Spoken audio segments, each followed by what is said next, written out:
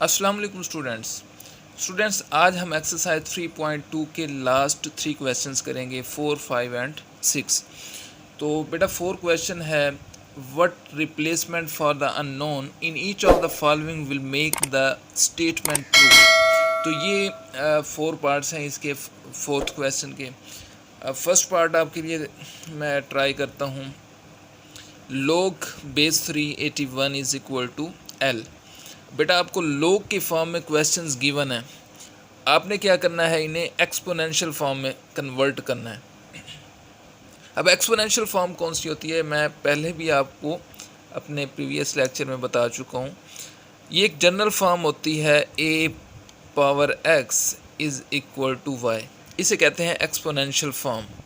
इसको log की form में मैंने आपको राइट करके बताया था, वो कैसे करते हैं। a जो होता है वो बेस होता है, x इज़ एनी एक्सपोनेंट, ठीक है। इक्वल के दूसरी साइड पर ये कोई भी नंबर होता है आपके पास।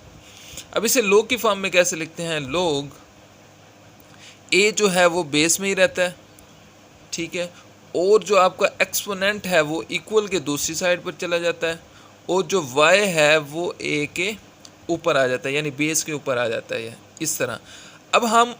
अब हमें जो है बेटा इस फॉर्म में क्वेश्चंस गिवन है, बट हमने अब इस फॉर्म में कन्वर्ट करना है, यानी एक्सपोनेंशियल फॉर्म में। इन एक्सपोनेंशियल फॉर्म, अब एक्सपोनेंशियल फॉर्म में कैसे कन्वर्ट करेंगे, इसको देख अगर आप करते हैं तो बहुत ही इजी आप इसे कर सकते हैं कन्वर्ट। अब 3 जो है ये बेस है आपके पास, ये देखें ये वैसे का वैसा बेस ही रहेगी। अब जो रिप्लेसमेंट होनी है वो 81 और L की होगी। L जो है इसका 3 का एक्सपोनेंट बन जाएगा और 81 इक्वल के दूसरी साइड पर चला जाएगा, ठीक है। अब करना क्या है, आपने बेसिस को सेम बनाना है। बेसिस सेम कैसे बनेगी, अगर आप 81 को फैक्टराइज कर लेते हैं तो आपके पास बेसिस सेम बन सकती हैं। इसको फैक्टराइज करें तो कुछ इस तरह से होती है फैक्टराइजेशन, पहले भी आपको तरीका सिखा चुका हूँ मैं इसका। ये इसकी फैक्टराइजेशन है 1, 2, 3 एंड 4। 3 पावर 4 हम यहाँ पर इसे 81 को 3 पावर 4 लिख सकते हैं। अगर हम 81 को फैक्टराइज करें तो कुछ इस तरह से आता है आपके पास, ठीक है। अब तरीका क्या है कि जब बेसिस सेम हो जाती हैं, इक्वल का साइन है, देखें जब बेसिस सेम हो जाती हैं तो जो एक्सपोनेंट होते हैं वो भी इक्वल होते हैं। क्या कि bases are equal so exponent are equal, तो हम राइट कर सकते हैं कि L इज़ इक्वल टू 4। तो ये आपका आंसर है, जब बेसिस सेम हो जाए तो एक्सपोनेंट इक्वल हो जाते हैं। ये आपका आंसर है finally, L is equal to 4।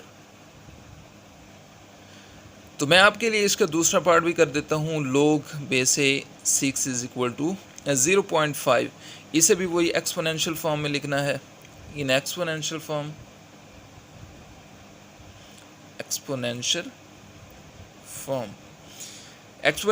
में कैसे लिखते हैं, जो बेस होती है वो तो बेस ही रहेगी, जो रिप्लेसमेंट होगी वो इसकी यानी 6 की और 0.5 की होगी। 0.5 जो है a का एक्सपोनेंट बन जाएगा यहाँ आकर, और 6 इक्वल के दूसरी साइड पर चला जाएगा।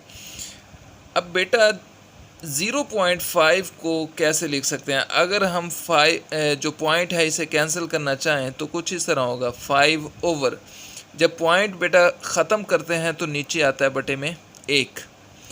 अब पॉइंट के आगे जितने डिजिट्स होते हैं आप उतनी ज़ीरो लगा दें, तो यहाँ पर 1 डिजिट है तो एक ज़ीरो आएगी, इज़ इक्वल टू 6, ठीक हो गया।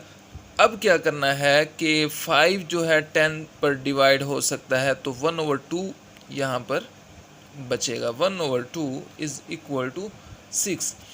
अब 1/2 इसे कैसे कैंसिल कर सकते हैं, क्योंकि हमें वैल्यू चाहिए a की।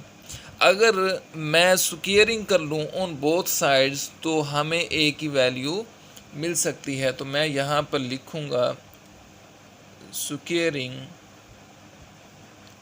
ऑन बोथ साइड्स, वो कैसे होगा कि 1/2 इसका स्क्वायर, ठीक है, और 6 का स्क्वायर। अब होगा क्या कि जब बेस एक होती है और पावर्स दो हों तो वो आपस में मल्टीप्लाई हो जाती हैं। a की पावर 1/2 और ये 2 से जब मल्टीप्लाई होगी और 6 का जो स्क्वायर होता है वो 36 के इक्वल होता है, ये 2 आपस में कैंसिल हो जाएगा। तो a का जो फाइनली आंसर आता है वो है 36। ये आपका आंसर है a 36। थर्ड पार्ट है बेटा इसका, इसे भी सेम उसी तरह एक्सपोनेंशियल फॉर्म में लिखेंगे हम, इन एक्सपोनेंशियल फॉर्म। बिल्कुल सेम वैसे ही करना है। 5 बेस है, ठीक है, और ये जो है 5 का आकर यहाँ पर एक्सपोनेंट बन जाएगा और n जो है इक्वल के दूसरी साइड पर चला जाएगा। अब n is equal to 5 square किसके इक्वल होता है? 25। तो ये आपका आंसर है, बहुत ही ईजी था ये। इसी तरह अगर फोर्थ इसका आपके लिए पार्ट करूँ, 10 power p is equal to 40। यहाँ पर हमें p की वैल्यू फाइंड करनी है। अब यहाँ पर log नहीं दिया हुआ, तो मैं इसे अगर बोथ साइड्स पर log से मल्टीप्लाई कर दूँ तो कैसा रहेगा? तो हम करते हैं इसे, हम ले लेते हैं taking log on both sides, log 10 इसकी पावर है p और इक्वल के दूसरी साइड पर log 40। अब बेटा log की प्रॉपर्टी है कि जिस नंबर का आप log ले रहे हैं ना, अगर उस नंबर की एक कोई पावर है तो वो log के शुरू में आ जाएगी। अब मैं किस नंबर का log ले रहा हूँ? log 10 का। अब log 10 की एक पावर है p, वो क्या होगा? log के शुरू में आ जाएगी, तो बनेगा p log 10 is equal to log 40। अब log 10 जो है आप कैलकुलेटर पर कर सकते हैं कि log 10 इज़ इक्वल टू 1 होता है, आप कैलकुलेटर पर कर सकते हैं। तो मैं यहाँ पुट करूँगा p इंटू 1, यानी log 10 इज़ इक्वल टू 1 के इक्वल पुट कर दिया मैंने, और log 40 p 1 के साथ मल्टीप्लाई होगा तो p आएगा। log 40 जब आप कैलकुलेटर पर लिखेंगे, log का बटन प्रेस करेंगे, आगे आप 40 जो है वो टाइप करेंगे, तो आप इक्वल का बटन प्रेस करके आपके पास कुछ इस तरह आंसर आएगा 1.6021। ये p का आंसर है बेटा।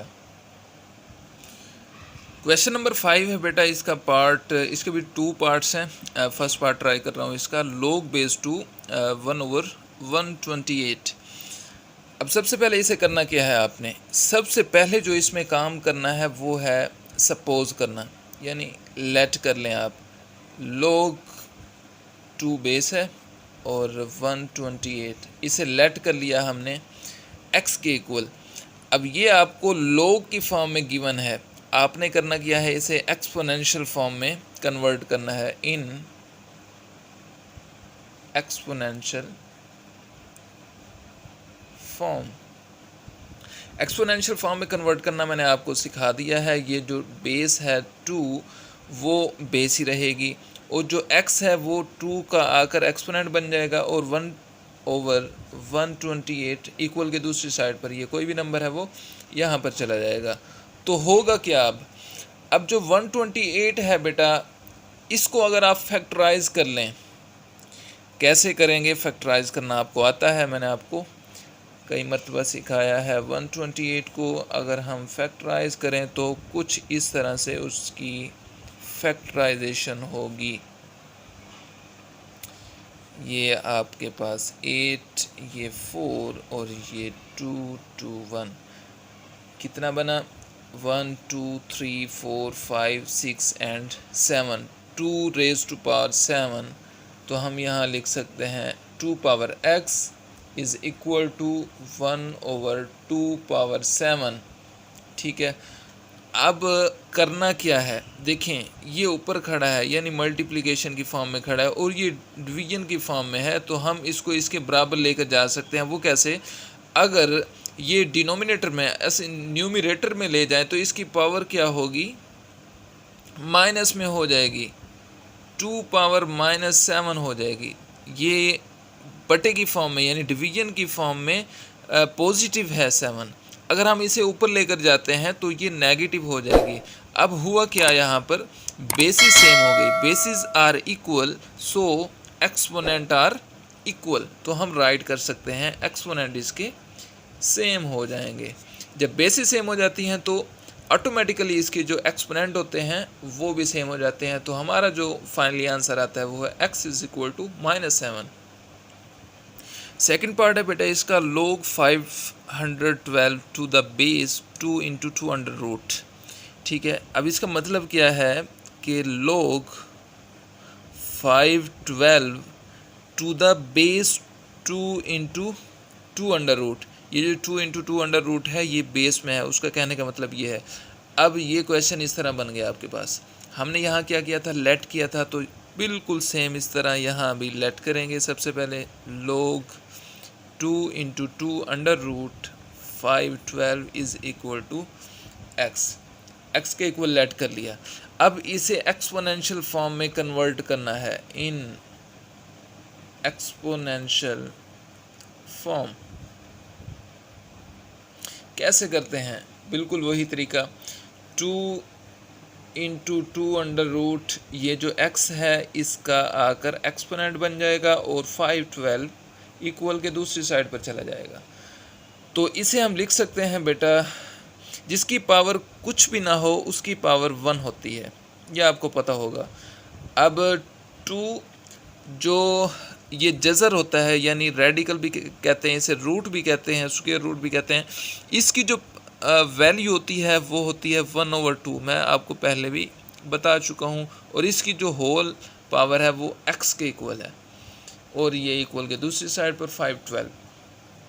जब बेसिस सेम होती हैं तो पावर्स क्या होती हैं, ऐड हो जाती हैं, तो मैं इसे ऐड कर सकता हूँ 1 + 1/2, और ये ऊपर जो पावर है वो है x, और इक्वल की दूसरी साइड पर 512। बल्कि आप इसका भी साथ के साथ जो है फैक्टराइज कर लें इसे, 512 को हम अगर फैक्टराइज करें तो कुछ इस तरह इसकी फैक्टराइजेशन होती है। आपको अच्छी तरीके से मालूम है कि फैक्टराइजेशन कैसे करते हैं, तो मैं इसकी फैक्टराइजेशन कर देता हूँ। 64, ये 32 एंड ये 16, 8 और ये 4, 2 एंड 1, ये इस तरह बेटा इसकी फैक्टराइजेशन होती है। 1, 2, 3, 4, 5, 6, 7, 8 एंड 9, तो 2⁻⁹ इसका जो फैक्टराइज बनता है वो ये है। तो 1 + 1/2 को अगर आप एलसीएम लें तो 3/2 बनेगा। ये आप एलसीएम लेना भी अच्छे तरीके से जानते हैं, आप एलसीएम लेकर देख सकते हैं। 1 + 1/2 का जो एलसीएम आएगा वो 3/2 आएगा, और इसकी होल पावर है वो है x, ये ऊपर x आ गई। इसका क्या बना, फैक्टराइज किया तो 2⁻9 बना। अब बेस 1 है और पावर्स 2 हैं, तो जब पावर्स 2 होती हैं वो आपस में मल्टीप्लाई हो जाती हैं, तो मैं इसे लिख सकता हूँ 2⁻3/2 multiply x is equal to 2⁻9। पहले भी हमने सीखा कि जब बेसिस सेम होती हैं तो एक्सपोनेंट इक्वल हो जाते हैं, bases are equal so exponent are equal, तो हम राइट कर सकते हैं यहाँ पर 3/2x इज़ इक्वल टू 9 लिख सकते हैं। ठीक है, अब हमने क्या करना है, यहाँ से x की वैल्यू फाइंड करनी है। वो कैसे करेंगे, x अगर आप यहाँ रखते हैं लेफ़्ट साइड पर, तो 3/2 इक्वल के दूसरी साइड पर जहाँ ये चला जाएगा तो वहाँ जाकर उल्ट हो जाएगा। देखें 3 यहाँ पर क्या हो रहा है, मल्टीप्लाई हो रहा है, तो वहाँ जाकर डिवाइड हो जाएगा, और 2 क्या हो रहा है, यहाँ पर डिवाइड हो रहा है, तो वहाँ जाकर साफ ज़ाहिर मल्टीप्लाई होगा। तो इसे हम कैंसिल कर सकते हैं, 3 से कैंसिल होगा, ये 3 को 2 से मल्टीप्लाई करें तो आंसर क्या आएगा, x is equal to finally answer आता है 6। तो ये आपका आंसर है, x is equal to 6। Question number 6 है बेटा इसका, और इस एक्सरसाइज का लास्ट क्वेश्चन है। इसके मैं कुछ पार्ट्स आपके लिए ट्राई कर देता हूँ। जैसे कि फर्स्ट पार्ट है, ये बिल्कुल बेटा सब जो पार्ट्स हैं ये जैसे कि हमने क्वेश्चन नंबर 4 किया है बिल्कुल वैसे ही हैं। तो इसमें हमने फाइंड क्या करना है, वैल्यू ऑफ x की वैल्यू फाइंड करनी है फ्रॉम फॉलोइंग स्टेटमेंट्स। अब ये फॉर्म आपको गिवन है तो हम इसे क्या करेंगे, सबसे पहले एक्सपोनेंशियल फॉर्म में इसे लिखेंगे, in exponential form. Exponential form में लिखने का तरीका आपको बहुत अच्छे से आ गया होगा। अब कैसे लिखते हैं, ये 2 बेस है आपकी, ठीक है। ये जो है 5 2 का आकर यहाँ पर एक्सपोनेंट बन जाएगा, x इक्वल के दूसरी साइड पर शिफ्ट हो जाएगा। अब अगर मैं इसे मज़ीद ऐसे लिख लूँ, 2 मल्टीप्लाई 2 मल्टीप्लाई 2 मल्टीप्लाई 2, वही 2 की पावर 5 बन गई। ये देखें 1 2 3 4 एंड 5। तो करना क्या है, इसे मल्टीप्लाई करें आप उसमें, 2 2 ज़ा 4 4 2 ज़ा 8 8 2 ज़ा 16 एंड 16 2 ज़ा 32। तो बुक वाले ने कहा था x की वैल्यू फाइंड करें, तो हमने x की वैल्यू फाइंड कर ली। तो x की वैल्यू क्या आई, 32। थर्ड पार्ट करते हैं बेटा इसका, log 64 8 is equal to x over 2।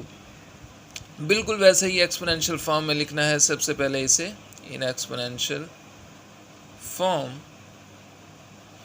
कैसे करेंगे, ये 64 जो है ये बेस ही है, और x ओवर 2 यहाँ इसकी आकर एक्सपोनेंट बन जाएगी यानी पावर बन जाएगी। तो 8 इक्वल के दूसरी साइड पर शिफ्ट हो जाएगा। अब बेटा आप जानते हैं कि 8 पावर 2 होता है, इसे हम लिख सकते हैं 8 मल्टीप्लाई बाय 8, और ये किसके इक्वल होता है, 62 के, 64 के। अब अगर मैं लिख दूं इसे 64 को 8 पावर 2, और इसकी जो पावर है वो है x ओवर 2, ठीक है। इक्वल के दूसरी साइड पर 8 है, तो जब बेस एक होती है तो अगर 2 पावर्स हों तो वो आपस में मल्टीप्लाई हो जाती हैं, ये हम अच्छे से जानते हैं। 2 मल्टीप्लाई x ओवर 2, ये 2 2 से कैंसिल हो जाएगा, इक्वल की दूसरी साइड पर 8 है, तो x पावर 8 पावर क्या बचेगा, x, और दूसरी साइड पर 8 है। जब किसी नंबर की अगर कोई भी पावर ना हो तो उसकी पावर 1 होती है, ये हम अच्छे से जानते हैं। जब बेसिस सेम हो तो एक्सपोनेंट इक्वल हो जाते हैं, ये भी हम पढ़ चुके हैं। जब bases are equal so exponent are equal. तो x का आंसर जो आया x इज इक्वल टू 1। इसी तरह इसका फोर्थ पार्ट ट्राई कर देता हूँ, log x 64 is equal to 2। Exponential form में सबसे पहले इसे लिखें, एक्सपोनेंशियल फॉर्म, x और ये 2x का आकर एक्सपोनेंट बन जाएगा, और 64 इक्वल के दूसरी साइड पर शिफ्ट हो जाएगा। x power 2 is equal to 64 को बेटा आप क्या लिख सकते हैं, अगर मैं 64 को जैसे कि यहाँ पर 64 को 8 पावर 2 लिखा, अगर मैं यहाँ भी लिख दूँ तो कोई मसला नहीं होगा। ये देखें 64 को हम 8 पावर 2 लिख सकते हैं, मतलब क्या है कि 8 को 8 से मल्टीप्लाई करें तो 64 आता है। अब देखें exponent are equal, so bases are equal.